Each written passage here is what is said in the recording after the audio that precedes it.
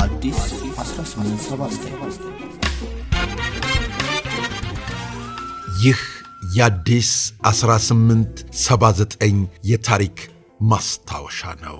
ሻዕቢያ የሞት ሽረት ትግል እያደረገ የወገን ጦርን አላንቀሳቅስ አለ፣ አላፈናፍን አለ። የዚህን ጊዜ ወታደር ሰይድ በግራም በቀኝም ቢለው አልበገር ያለውን የሻዕቢያን ጦር ከምሽጉ ተፈትልኮ ለብቻው ሊጋፈጠው ሄደ። ከዚያ ምን ሆነ ማለታቸው አይቀርም። የወታደር ሰይድ ሁሴን ዮሴፍን ገድል ዛሬ እንመለከታለን። አብራችሁን ቆዩ። ውድ የአዲስ 1879 ቤተሰቦች ይህንን ታሪክ እየሰማችሁ ሰብስክራይብ አድርጉ፣ የላይክ ምልክቷንም ነካ አድርጓት። የዚህን ጀግና ታሪክ ሰምተዋል ብለው ታሪኩን ለወዳጅ ዘመዶ ያሻግሩ። እናመሰግናለን። ወደ ታሪኩ እናልፋለን። ወታደር ሰይድ ሁሴን ዮሴፍ የጦር ሰራዊት ቁጥር 813696 የትና መቼ እንደተወለደ እንዴት እንዳደገ የሚናገር መረጃ አልተገኘም። ሆኖም የ18ኛ ተራራ ክፍለ ጦር አባል ሆኖ አገሩን በውትድርና ማገልገል የጀመረው በታኅሳስ ወር 1972 ዓመተ ምህረት እንደሆነ ታውቋል። የ36ኛ ተራራ ብርጌድ ባልደረባ ነበር። 18ኛ ተራራ ክፍለ ጦር በተቀበላቸው ግዳጆች በተለይም 38ኛ ተራራ ብርጌድ በተሰለፈባቸው የውጊያ መስመሮች ሁሉ ከሌሎች ጓዶቹ ጋር ሆኖ ከፍተኛ ተጋድሎ ሲያደርግ የቆየና በደፋር ተዋጊነቱ የታወቀ ቢሆንም በምስጢር ስሙ በርበሬ 2 ተብሎ ይጠራ በነበረው ከፍታ ላይ የካቲት 26 ቀን 1974 ዓ.ም የፈጸመው ጀግንነት ግን ከሁሉም የላቀ ነበር። የሻዕቢያ ተዋጊ ኃይል በበርበሬ 2 ከፍታ ላይ መሽጎ የወገን ጦርን እንቅስቃሴ ቁልቁል እየተቆጣጠረ ነበር። በተለይ አንድ አርፒጂ ሮኬት አስወንጫፊ ምድብ ያደርግ የነበረው ቅጥቀጣ ረፍት ነስቷል። እንደ ሌሎቹ ጓደኞቹ ሁሉ የወታደር ሰይድንም አእምሮ ረፍት ነስቶታል። ይልቁንም ትዕግሥቱ ተሟጠጠ።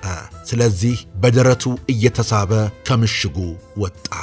ከዚያም እንደ ጋሬጣ በቆሙ ዓለቶች መሃል ፈጥኖ እየተሽለኮለከ ዳገቱን ከወጣ በኋላ ረፍት ነስቶት ወደ ነበረው አርፒጂ ምድብ ተጠጋ።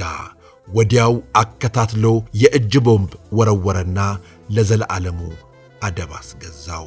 መደዳውን በሚገኙ ሌሎች ምሽጎች ላይ ተመሳሳይ እርምጃ ወስዶ በቅጽበት ዘሎ ምሽግ ውስጥ ገባ። ከዚያም አንድ አርፒጂ ሮኬት አስወንጫፊ ከነመነጽሩ፣ አንድ ፋልና አንድ ኤኤም ጠመንጃዎችን እንዲሁም የተለያዩ ሰነዶችን ማርኮ ተመለሰ። የወታደር ሰይድ ጀግንነት በዚህ ብቻ አላበቃም። ሐምሌ 10 ቀን 1975 ዓ.ም በከፍታ ነጥብ 2408 እና በከፍታ ነጥብ 1805 ላይ ሻዕቢያ የሞት ሽረት ትንቅንቅ ሲያደርግ የፊት ለፊት ፍልሚያው ስላላዋጣው በውጊያው ግራ ጠርዝ በኩል በቆረጣ ለመግባት ሰዎቹን ሲያንቀሳቀስ ወታደር ሰይድ ተመለከተ። ፈጣን እርምጃ የሚያስፈልግ በመሆኑ ከያዘው መከላከያ ምሽግ ተፈትልኮ ወደ ቆረጣው አቅጣጫ ሮጠ።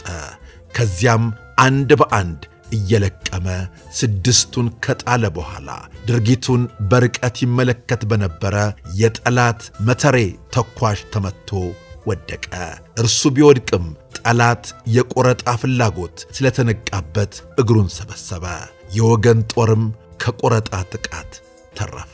ወታደር ሰይድ በሁለቱም የጦር ጎራ በፈጸመው አኩሪ ጀግንነት መስከረም 1 ቀን 977 ዓ.ም የጦር ሜዳ ጀብዱ ሜዳይ አንደኛ ደረጃ ተሸላሚ ሆነ። ለሀገር ክብር፣ ለሰንደቅ ዓላማ ፍቅር የተከፈለ መስዋዕትነት ይህን ይመስላል። ቤተሰቦቻችን አሁንም ጀግኖቻችንን ማስታወሳችን ማዘከራችንን እንቀጥላለን። ስለ አብሮነታችሁ፣ ስለ ወዳጅነታችሁ ከልብ እናመሰግናለን። በቀጣይ እንዲሁ እንዳማረብን ተመልሰን እንመጣለን። አዲስ 1879